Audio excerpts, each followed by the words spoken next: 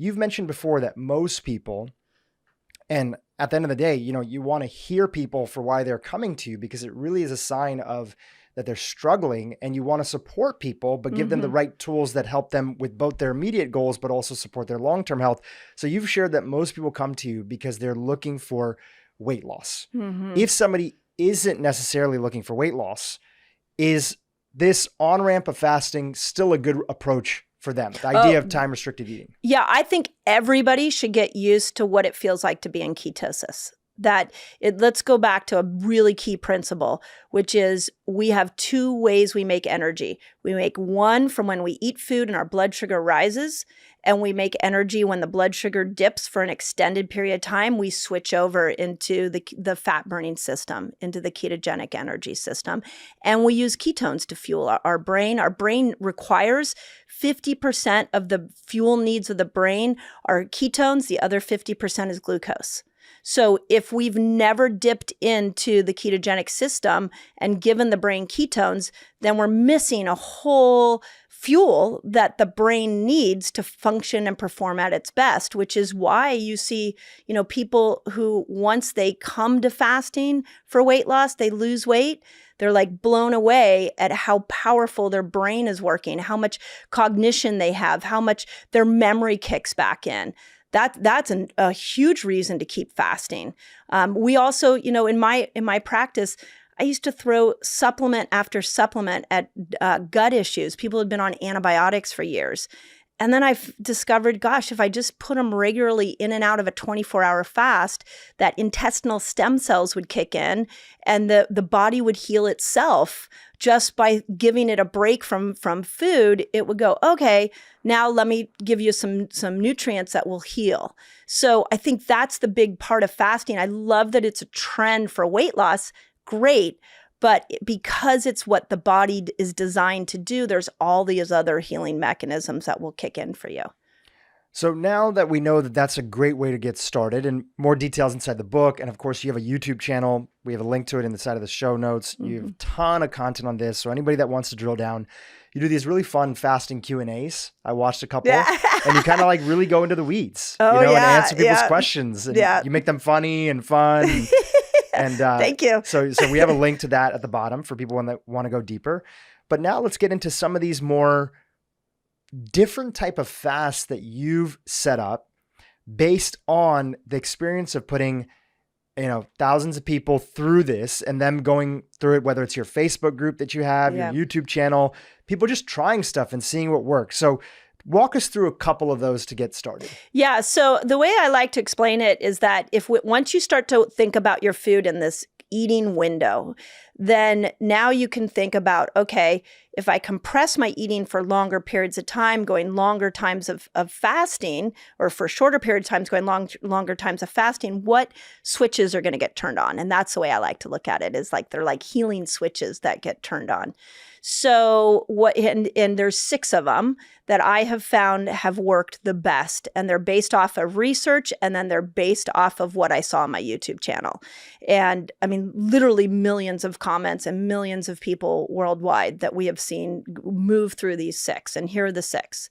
The first is what we've been talking about. It's just intermittent fasting. It's 12 to 16 hours. You're going to start to switch over into the fat burning system. You're going to get some ketones. You're going to get some growth hormone. You're going to get some testosterone. It's a great place to live. Once you extend that to 17 hours, autophagy kicks in.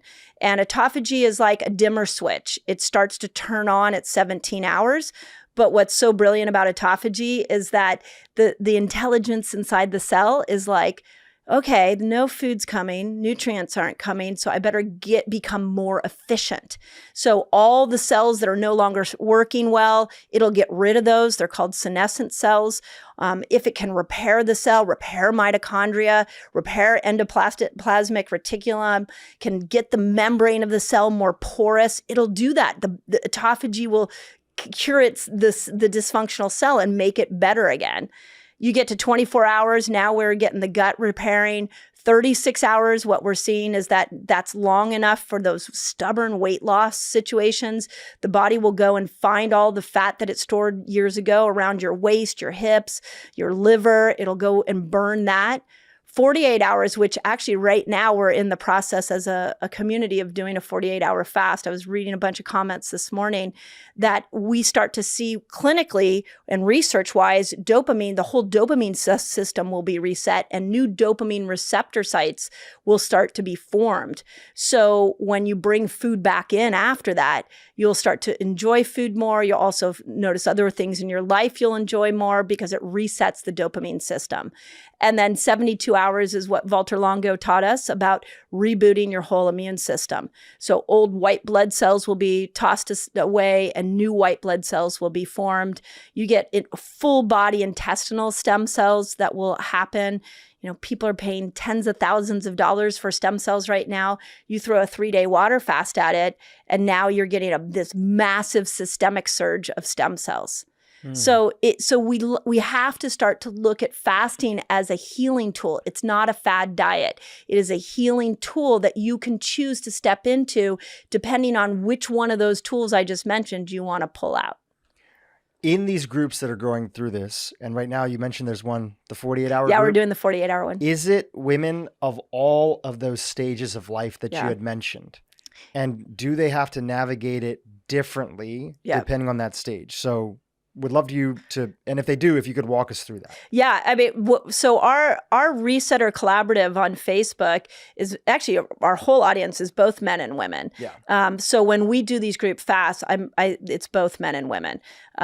So the women know because they've been following my teachings that you wouldn't throw a 48-hour fast if you're at day 20 or longer of your cycle.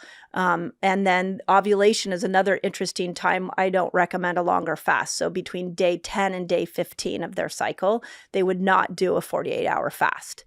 So they know that, and they would just bow out and say, okay, I'm not going to do it. I'll wait for the next one. I'll wait for the next one. That's typically what we find. Now, again, going back to women, because the book is Fast Like a Girl, what is the cadence? Something like the time restricted eating and closing that window, that's obviously becomes a lifestyle of yours, right? Yep. Fasting also becomes a lifestyle, but the question becomes when people hear about, wow, I can like reset my gut, I can create new stem cells. The tendency for human beings is naturally to kind of overdo it a little bit. Of course, yeah. So what's the cadence of something like a 48-hour fast? Like, how often should we be thinking about incorporating it? Not we, sorry, but specifically women. Women, yeah.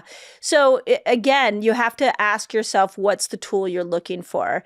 So in general, what I recommend, and I'll kind of go through the longer fast, I think the 3-day water fast twice a year is a great time to just get rid of senescent cells that are aging you quickly, or cells that are going to go rogue and become, tumors. Get rid of those. Yeah. So just to be clear, so everybody hears, and we go on record, we're not talking about doing this every month. No. Right? This is something that is used as a targeted tool. That's right. To support the body and longevity. And it sounds like you're also pulling together a lot of the research from individuals like you mentioned, Dr. Walter Longo, who's been on this podcast before. Awesome. So, okay, great. So twice a year. Twice a year, January, September, fantastic times to go into. January and September. Yeah. Okay. I choose those because we typically go off and overindulge in the holidays and we overindulge in the summer. Mm-hmm. So depending on what hemisphere you're living in, that's typically the way I choose those two.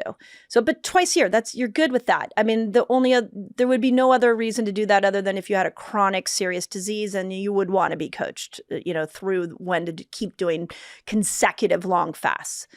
The 48-hour fast once a quarter if you have a mental health challenge, if you are depressed and anxious and you're looking for a variety of tools to help you and boost your moods, then do a 48-hour fast once a quarter. You'll be totally great. 36-hour fast, that's really there for the person who's just so frustrated and cannot lose weight. So if you're really struggling with weight loss, once a month, throw a 36-hour fast at it and see how it unsticks your weight. Then the 24 hours and below, I have people vary those in a weekly, depending on where they are in their cycle. But one 24-hour fast a week can be really miraculous. Those are the 1 meal a day people. Do it once a week. Don't do it every day. And then most people are doing either a combination of something between 12 hours and 17 hours on a regular basis, except the week before their cycle.